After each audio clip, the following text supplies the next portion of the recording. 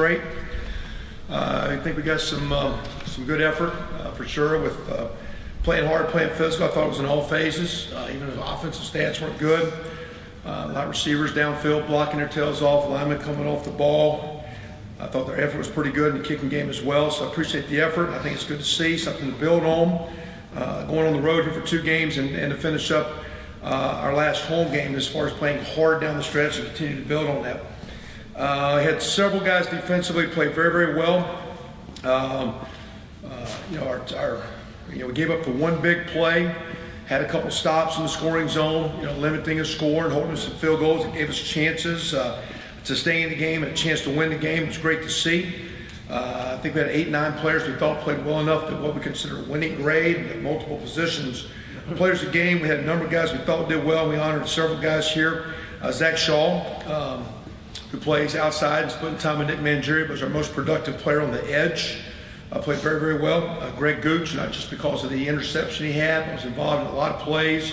As a young freshman, getting better and better. It was good to see, and had made one critical play that gave us a chance we didn't do anything with, but a huge play in the fourth quarter, but played well. Mark Murphy, and then not just because of the one pick, that was a heck of a play. Nice to see, but again, was consistent all day. And Timmy Bennett, outside, was outstanding in a lot of pass breakups and coverage and run support. So those 4 guys, Zach Shaw, Greg Gooch, Mark Murphy, Timmy Bennett, and a lot of other guys complimented with as well. So it was a solid defensive outing. Good to see. Offensively, still again struggling a lot. We threw it a lot more as far as our attempts. Had a hard time getting our run game going, whether it be inside or outside. We tried the option about how to turn over. Our G scheme plays outside didn't work too well. A couple reverses, but it was tough sledding inside. 60-some yards passing. I think we had about 36 true pass calls by the time you take the scrambles in and all that. But had 3 guys play very, very well. Our one player of the game, we only recognized one guy, was Ralston Evans. Played very, very hard, led our offense in knockdowns. Both he and Dan Feeney were very good. Another guy I thought played very, very hard and very well was Anthony Casaro flying around. So I thought our effort was pretty good, but production was very, very poor offensively, of course, and that's easily seen. Kicking game, like several games, I don't know if we had anything as far as a strong performance by one individual, except we did recognize the special teams block, the field goal block that Bobby Richardson had. We recognize him as our player of the game. Again, that play kept points off the board. That play with 1 minute left still has us in the ball game at 13-7. That's a play that happens early in the second quarter, but that stop when it's 1st and goal, and that block by Bobby was huge, and we recognized him. Scouts of the week on offense, Ricky Brookins, who's a running back. We got in here nice young players that walk on. Defensively, Garrett Libertowski and Arthur Jones. So that's our stuff from last week. Disappointed with the loss, like the way the guys fought. I appreciate that. I had a great chance, had a lot of opportunities. Crossed midfield at no points several times for the O. Good to see the defense play solid. We have seen that. We want to build on that, though, and consistently continue to get that this week against Rutgers, who's a different offense and will challenge us in ways, but want to keep building on that and get our offense back on track. Rutgers this week going there 5-4 as we travel to Rutgers. I think they're expecting a large crowd, a nice crowd, about 50,000 there. There'll be a lot of energy in their building. You watch them when they played at home against Penn State and Michigan. It's been jumping and electric and a good atmosphere. The Wisconsin game in bad weather didn't have the same kind of energy, but they've been open. They were at Nebraska 2 weeks ago, so it's been a while. So I think they're expecting a great crowd and energy. For us, it's a road test. We need to get back to winning. It's tougher on the road. The energy you got to bring, the toughness that you got to bring, and that's something we've been stressing to our team. We need to get some wins. We need to get it on the road. It's a sign of building our program, and we want to continue to improve and finish strong. So great challenge from Rutgers. Coach Flood does a great job. A lot of respect for Coach Friedge and offensive guys, and they're playing hard defensively. They've lost some games. They've played a tough Big Ten slate. They've lost to some good teams. But at the same time, they're 5-4. I know they'll be excited trying to get their bowl victory. We're looking to get back on track and get number 4 and finish this thing real strong. How much was the run game just a matter of trying to shorten the game a little bit, or did you see something in Penn State that you felt you could exploit from that middle? As far as? Why you did it so much? Well, we had 36 passes and 37 runs, so that's not quite 50-50 as far as play calls. I think we had 10 runs that were reverses, options, or sweeps. sort of 27 inside runs. But the outside plays, you saw the option on the ground, and the second play of the game was speed option that lost 2 yards. So we didn't get outside either. So, but if we try to open it up and be a little bit more balanced, of course, now some of those passes are skewed because some third downs. You know, we had 17 third downs. We ran it a few times, but I think you got, 10, 11, 12 passes. And, of course, right before the half, we had 4 attempts in the first half at the end of the game. Really, the thing to me is when you go back and look at it, fourth quarter, we've got it across midfield in good shape, and we dropped a pass on third down, tried a long field goal. We missed wide right, had leg, but just missed it. Came back the next drive after the turnover, and we threw 3 passes in a row. First one was a boot pass that they pressured and we didn't execute, kind of throwing it hot to our tight end in the flat. Second one was a mid-range pass we'd worked several times that it executed that didn't work, wasn't there. And then third and long, we threw it. So we throw 3 passes. The next drive, we run the pull-up ball. And on second down, we throw the pick. And then when we got it back, we were kind of, with 2 minutes and kind of threw it every time. So we only had 2 rushing attempts in the fourth quarter. And to me, that's where, whether it be inside run or outside run, if we could change some things. We didn't run the ball like we needed to in the fourth quarter. And had a chance for 1 drive. Well, we had a few more than 2, but the last couple of drives, the last 3 drives, we had 2 rushing attempts and got behind chains. But we were behind chains running it too. We were a good defense. The first in the country in rushing deep. And giving up I think they're giving up 79 now. We had by tough sled. A couple of players mentioned last week you guys had maybe some more physical practices. Were you just trying to remind them to? I just felt, coming off of open day, we talk about trying to stay fresh, not overdoing things, and we've been going a long time. But I think we've gotten so consumed with fixing quarterback and what the quarterback can do, we got away from the team playing hard and the team playing well for the quarterback, getting stops, playing well in the offensive line, running the ball more consistently, staying on schedule, etc. So it was not by any means a negative mindset, except just getting back to me where I felt as we had kind of evolved with dealing with where we are, that as a coach, make sure, again, our deal is getting better every day and things that we think that win. And even though we've been no huddle in years past and we've had some success going it the last couple of years, we've always played good when we had some running game, we were physical running the ball, and our defense showed up and played good run defense. And in this league, no matter what your style is, shotgun spread, no huddle, a lot of tight ends or no tight ends, you've got to be physical in this league, you've got to be physical in this game. And it wasn't by any means negative, just to reemphasize the way we've played. When we played well earlier this year and have had success, that's been a part of our play. So the practices don't change, but maybe the points of emphasis. And I just felt we started emphasizing fixing problems instead of maintaining the culture that we thought we needed to win.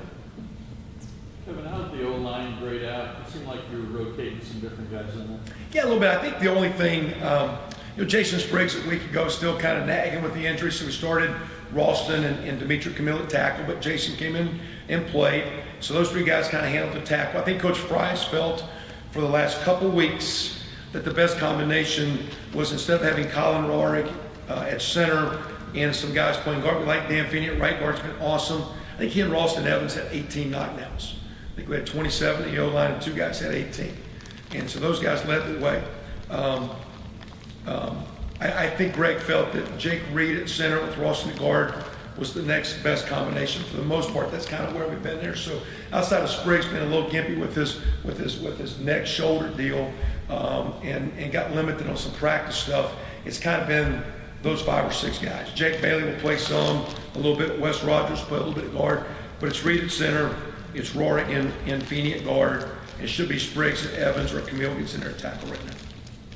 What about injury-wise? Anything come out of that? I don't think so. Nick Stoner at Michigan tweaked the ham, was limited, didn't do much. But finally, the most he did was warm-ups, looked good, and probably could have went, but again, didn't practice. He's a track guy, kind of cold. He thought he could go, but at the same time, he started staying around. We didn't want to put him out there and let it nag. He looked very good last night, so I'd expect him to be back in the mix. He didn't have a pull as much as a track guy. He got run up on a punt play at Michigan. Actually, didn't finish the Michigan game, and so he's a little good. But I think he will be back, and from there, I think we're pretty good. How did you assess the development of the wide receivers so far? I mean, you elaborate a lot on the passing game that you do well, guys around Xander had to perform. Yeah, they do, and you know, there's some opportunities the other day. You know, you got him, and again, now they've all been here now. They've been here from summer, and of course, we're limited with summer what we can do. We can't go out there and coach them, but they got the summer development, preseason, all. But there's some times the day if Fuchs is in the game and Stoner's not going. If Jay Sean was in for Shane Wynn, you actually had a quarterback, a tight end, and 3 receivers are all true freshmen. So with that, there's some time on task. There's some plays we don't make consistently.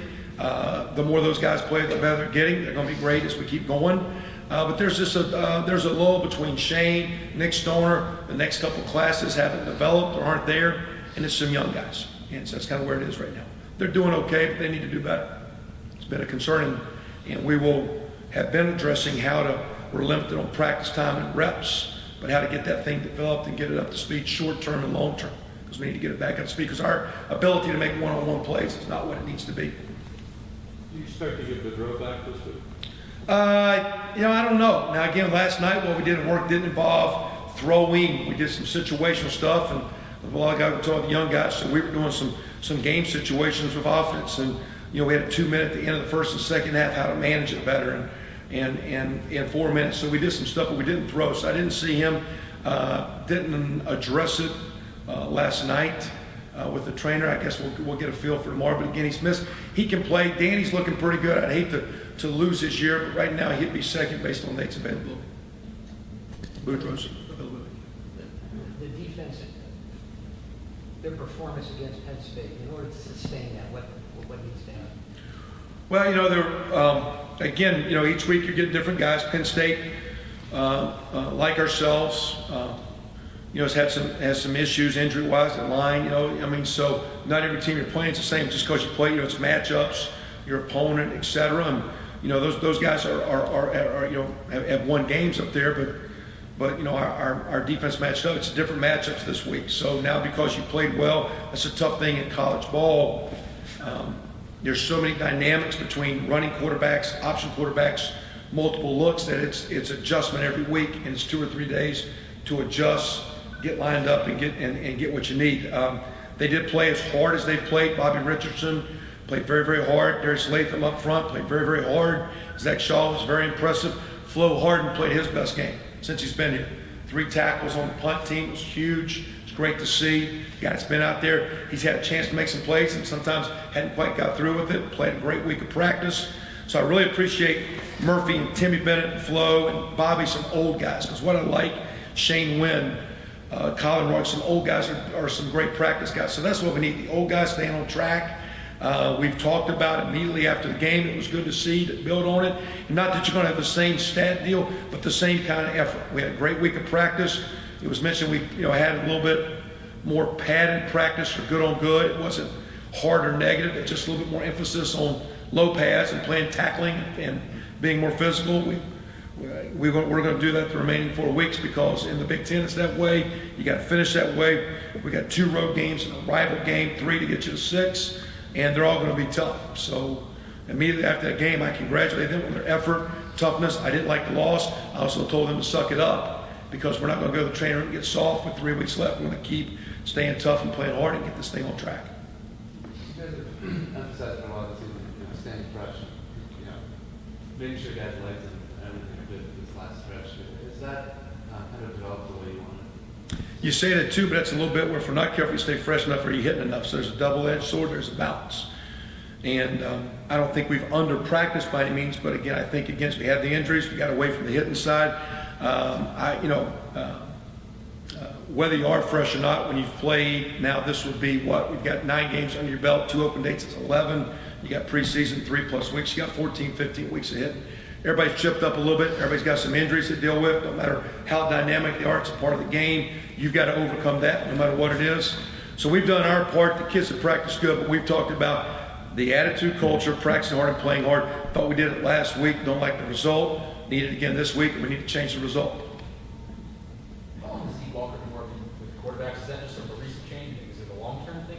We messed around a little bit in open date week. Again, it's a lot to handle. And as a quarterback, he was he played quarterback 3 years in high school, basketball kid. It was an option zone read, throws it okay. But when we looked at it back in preseason, we thought with the numbers and with Covington that maybe Chris was a little bit more what we wanted. But I mean, Zeke can do it. I don't know if it's long-term. Right now, he's slated to be redshirted. He is an emergency if we need it. But it's so little time on task that it would be difficult to manage. So it's kind of Danny and him. Danny's been here since July because when we had the transfer, we signed him in July. So he's a little bit behind, but he's throwing it well and gaining on it like him. Xander's been here longer with Springs. He's got more time on task. Need to get Nate Boudreau back. Bryce Smith has been here so young to walk on for a year and a half, and then we thought Zeke gave us some run past threat if we needed it. And we'll see if it's long term. We'll at the end of the season kind of just adjust and see where we're at now to move forward. I mean, you hate to have to do Danny, but I mean, you just might have to. Correct. And at the same time, you do that, a couple years ago, when Nate first got here, he's probably going to be redshirted. But there's a season-ending injury. You're probably not going to play the whole year for one quarterback. So as soon as that injury happened in the first half of game 2, we actually played Nate that game because we knew he was going to have to play. And that kind of lost his redshirt year. So Danny's kind of saying, now you could get it back. All those guys come back healthy, and you end up being quarterback 3. You could even be quarterback 2. And barring injury, get redshirted, get that year back if all your third team guy was a mop-up guy. So barring injury, Xander can get a year back. You know what I'm saying? The same thing with Danny. You hate to do it, but at the same time, we got to do what it takes to win, and we'll play those situations as they go. But at quarterback, you got a chance. They don't play special teams, so you could, I've had that happen years past where you get the year back. We'll see how it plays out. Hopefully we'll stay healthy, though. In terms of the passing game, how much of it is an issue? Obviously, Xander wasn't really implemented, but how much is it his struggles, and how much is it the receivers, and how much is the ball? A little bit in protection. The other day when protection's firm, and he knows where he's going, he sets his feet, he threw some pretty good balls. And when we got some things where with pressure or protection breaking down, or he got bluffed and he get his eyes and he got a little rattled, then he starts running around and, that kind of scares us a little bit. So there was about half the plays that day where he looked really good. Pro was firm, he set his feet, he threw some nice balls, even some balls that weren't completed, but he stuck a couple shots in it. To me, it's what you want to build on. So we got to put him in good situations, but a quarterback's going to look good when they all look good. And again, with some of that youthfulness, our receivers are a little bit off. And we got to pick that, we got to develop that, and we got to continue to really work to recruit and help that position next year. But right now, short term, it's finding a comfort level. And that's what we tried to do last week. We tried to throw a little bit more, but we tried to find some things that fit that game plan that he was comfortable at, that we could throw it a little bit more. And do you do things like cut the field in half for him so you only have to read one half and then you can run it, then there's nothing there? What kind of adjustments do you make to make it easier for him? Yeah, it's easier said than done because you know what that half of the field's always going to be. And then you got freshman receivers. So, hey, if it's this coverage, run this route, this coverage, run this route. Hey, freshman quarterback, so you got a lot of thinking going on with young guys. So sometimes you might split it half where you put one concept on one side of the field, one concept on the other side, one's to attack a certain coverage, one's for another coverage, and then he pre-snap says, okay, I'm working here. Versus I'm going 1, 2, 3. And sometimes with protection, I think there's just a little hyperness that if he has to go through too many guys, he gets a little hyper. And so that's why, again, you can't say just throw it left. But we're doing what we can, by no means are we running one receiver routes. We're going, there's a 1-2 or a 1-2-3, but we're trying to help him so he can set his feet, keep the protection firm, so he can rip it out there and make the plays he needs to make. Coach, you tried a bit with Wildcat to reverse and zone reads. Is there anything else you can throw at this offense, or is it just a matter of execution at this point? Execution for sure. Now again, we still, I don't think we ran any Wildcat last week. We still, we have a little bit of that there if you want it. It's not, again, those weren't new plays. The quarterback doing the zone read, if you block the end, you hand it. If you don't have an end, you pull it. So again, for the line, we're trying to keep it simple for the line. They can play hard, know who to target.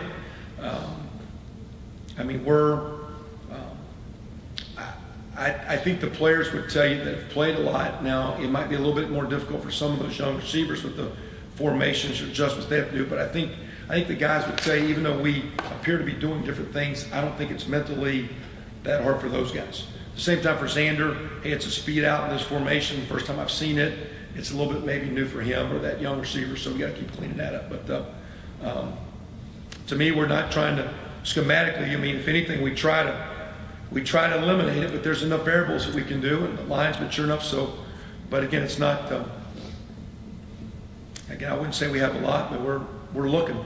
We got to score points. I mean, our defense in this day and age, you're not going to, it's hard to score when you're below 30 in college ball. There's not a lot of, 17, 13 games. We just played one, but there's not a lot of those games. So we're struggling offensively. We've got to get in the end zone. Whether we're creating defensive opportunities or kicking game opportunities. When we were years ago at Miami, Ohio, we'd probably score our good teams 27-31, but we were getting 14 or 17 with defense and field position and kicking. And we had short fields, and the offense probably earned about 2 touchdowns a game. But we would win 27-14 or 31-17 because the team created points. The other day, we had the opportunity with the defense to create some points. We didn't catch it in. We got to find some return game. We're not getting a lot out of that. So we're going to keep working at it because defense is playing better. But there's not going to be a lot of 9-6 football games in college football each week, and we got to get points to win. We got to win. Can Xander throw on the run very well, or is that, obviously, if your feet aren't as set, I just wonder if he was comfortable doing that, or if he likes that. He's for sure scrambles well. Again, we've done every game some sprint and some boot passes, so it's in. He's an athletic kid, moves well, so it's part of what we do. It's just each week structurally, can you get to the edge? Because some teams with leverage and blitzes don't make it more difficult to run. They keep you in the pocket. And so you got to find formations and shifts and motions that capture. So I think the other day we ran, 4 or 5 boot passes and 1 sprint out. So we did a handful of times Saturday. Coach, there's been I want to talk about the transfer epidemic in college basketball. You've had some impact at your most dynamic position. Do you see this newer generation of kids being a little bit less patient or lacking a little team loyalty maybe? Yeah, and you're talking about, you said the transfer deal because you're saying with basketball, but with our deal, is that what you're saying, transfer guys? Well, I mean, just kids today are, you had 625 transfers in Division I basketball, and you've been impacted a little bit at key position. Mm-hmm. I think these kids today are a little less patient or lack a little team loyalty maybe. Yeah, it's a good question. I read, yesterday I saw something the guy sent me where it says all good coaches need a patient wife, a loyal dog, and a great quarterback. Not necessarily that order, too. That was Bud Grant's quote. I like that one. So, because my wife is patient, and I know we've got a good dog. We got to find that great quarterback. And we've got some. I know, for example, my situation. We deal with those guys is if any time a person thinks it's best to leave, we'll do what's best for them. But I don't think I've ever had a guy say he's leaving that we thought was good, no matter where it was, when it was. Because I think the best deal. This is a great place, great school, great education, great opportunity. We've got some great teammates. They're making a huge commitment. There's a lot of good things. And we encourage, like tough times aren't there to stick versus tough guys. Stay with it, fight through it. And at the same time, you got to support what a kid wants to do. And we've had some guys not want to play anymore. I don't want to play the sport anymore. We kind of give, if you don't want to, fine. As a coach, you'd be surprised the number of kids that come in on scholarship and say, I don't want to do this. And how are you going to pay for your school? Look at your situation. Come on now. When you're getting 70,000 plus in scholarship here, it's a lot of money. It's a heck of a deal to practice ball, and whether you start or don't start. I get a lot of guys want it now. I get that, and I think it's hard at every position. It's a dynamic in recruiting. You go a year ago, and a year ago today we've got a junior and 2 sophomores. And so the year before, nobody wanted to come because they were sophomore and all freshmen. And one guy got hurt and blah, blah, blah, blah, blah. So actually there's 2 sophomores and a freshman, but the sophomore got a red shirt. And so then the following year, you go out and when you look at the high school guys, well, the starting quarterback's just a sophomore. I want to come play. This year, to me, we were a lot more attractive prior to injury because you're at the time. So you got to take some developmental guys, but when you go out and you market yourself on guys, that's been a tough sell. But that being said, too, you want the guys to kind of buy in. I know we try very, very hard to support our guys on the field, off the field, classroom, weight room, practice. And we encourage guys, this is a great place to hang with it. Great things are going to happen. Years ago when a guy built a program, his comment on the board in his locker room, those that stay will be champions. Can't make them stay. Our world's a little impatient. I don't know if you know the old saying, patience is a virtue, whatever, but I know this, if you work hard and stay on task, good things are going to happen. And that's all we try to sell for our kids. And that's what we got back to last week. Wasn't about harder practice, but let's get back to task, to working hard and building, because that's kind of what we've been doing. And we were kind of doing it this year, moving in a good way, and had a couple curveballs, and all of a sudden you start putting holes in the dam versus let's get back to building what we want to do and keep it moving the right way. So, but the transfer rule is what it is, and you can get a little thinner. I mean, it's almost like, I said this a couple years, I'm a basketball guy, because you're asking from a basketball perspective, I know, but it's almost like with these one and dones, it's almost like 4-year college basketball. It's like JC, and you got guys for 1 or 2 years. You know, you don't really have time to develop guys. And it's amazing some of the schools that are developing guys for 4 years are running into the tournaments farther in basketball because you got time on task. And that's what our guys, I just think the way we've been a developmental program, that's what bugged me a couple of weeks ago. I didn't think we were developing our team. We were fixing problems. Let's get back to developing. And to me, if a kid will stay on task and work hard, I think great things can happen. That's all we try to encourage the guys to do. But we're going to support them. It is the nature of what's going on. You guys good? Appreciate it. Have a good one.